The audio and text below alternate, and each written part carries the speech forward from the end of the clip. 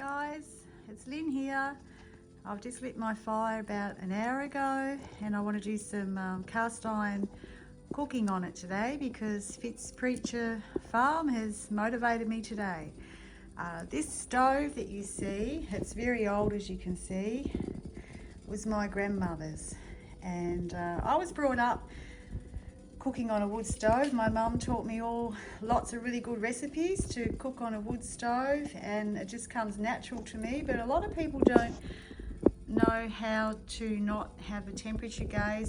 This one does have one, but it doesn't work that great. But I go by feel, so I measure by hand, scoops, and by sight, and I also go by, put my hand in the oven and see what temperature it is. I just go by that. That's just a little bit of a skill that I learnt from my mum and my grandmother. I don't use thermometers, but we always have the kettle on in the winter, lots of nice hot tea when it's a cold day, and it's an oldie, as you can see. I'll shut the door. But it's got a lot of love in my heart because a lot of memories have been around here. I raised our daughters with this stove. It does have a few stains down on it. I've just got to wipe that off. You've got to scrub that off. I cooked a roast last night, but I thought you guys won't care about that.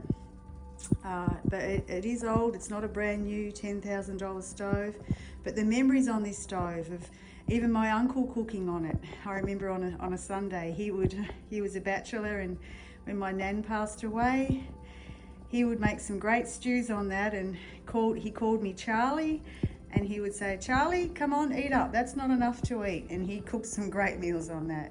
So anyway, guys, today you might be seeing me doing some cooking on this. I'll add some other videos to this later. See you soon. Hi guys, I'm back again. I've been doing some cooking, and I'll just show you what I've been making this morning. I'm not going to show the recipes and how I made them, but I just wanted to give some people some motivation to keep home cooking. If you want the recipes, I'll put my email down the bottom, and I can send you the recipes. But I was just in a bit of a hurry, and I was actually watching some YouTube channels this morning while I was cooking. I usually do that, so I didn't feel like making a really long video. Plus we can only put up 15-minute videos as well. So here we go. I made Wayne some really yummy, so he said, sausage rolls.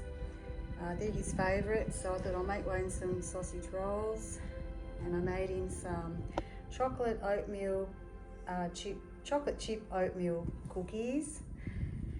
And a few of them have already gone already, like the sausage rolls.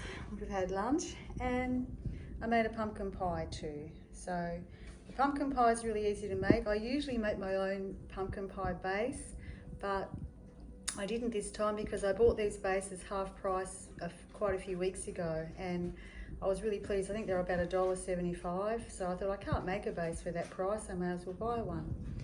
And I made a nice German bread loaf, so that will be for tea with some in that pot there. There's some spaghetti sauce out of the tomatoes and chilies out of our garden. Just cook up some spaghetti for tea, and that's what we're going to have for tea with some hot bread. I also wanted to talk to you guys a little bit about the flour situation here in Australia. If you do go, if you're finding it really hard to get flour, you can go on eBay. And eBay do have bulk lots. I think a lot of the restaurants and pubs haven't been making a lot of their breads and pizzas and all that, so on.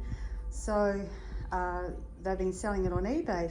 You can get 12-kilo bags. Now that might sound a lot, but I think the flour shortage will last a lot longer due to the Australian droughts, and we have been importing flour. So this is quick oats. The reason why I'm showing the camera on the quick oats is because you can, if you've got a food processor, that's just the quick oats. It's really cheap, and that's still available in the supermarkets. You can buy as many as you like of them at the moment here in Australia.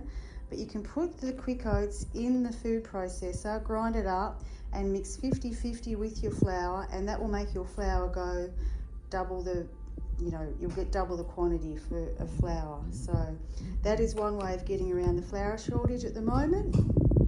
Baking powder has been a little bit in short supply. I being a farmer's wife, always have lots on stock, and I also bought a couple of kilos as well about 6 months ago because I use a lot of baking powder. But you can go online and get baking powder too. And another thing that some people, especially in America, are finding hard to get is eggs. Now on our supermarket shelves, it's hidden away, it's up near where I think the yeast and bread flour section is. Well, it's not anymore, but it's up that way in our supermarkets, and this is powdered eggs. Now I find these really good. That makes up 12 eggs, equivalent of 12 eggs when you're cooking, so you can add that to cakes and things like that. Here in our area we've still had lots of eggs, but I just have that on hand, and I thought some people might be not be able to get eggs, so that's a little thing that you can still get off the supermarket shelves. No one's grabbing it, no one even knows it's there, I think, because it's always the same quantity as what I see all the time. And here is my suet that I made about 6 months ago. I'll try and show you that a little bit better. It's a really nice white colour, which is what I like to get. I cook that in the cast iron pot. Wayne set up a wood stove outside for me, which was really good, and I can just get the beef fat and the pork fat and make lard and suet, and that really makes beautiful fried eggs, and it's nice in puddings. And butter isn't so short at the moment, or margarine, but I just like to use those things like they did in the Depression because it does give a really nice flavour to things and helps cooking a lot easier. I do think that butter will get short in the future. This is one way you can get around the butter situation. We're not seeing that now at the moment though.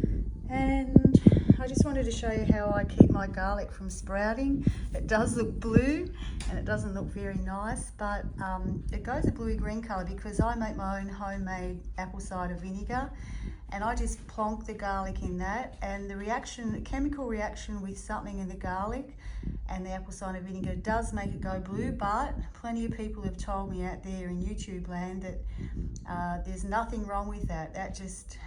And it tastes just the same when I cook with it, but it just keeps it for a couple of months so it doesn't sprout. At the moment, a lot of garlic's sprouting.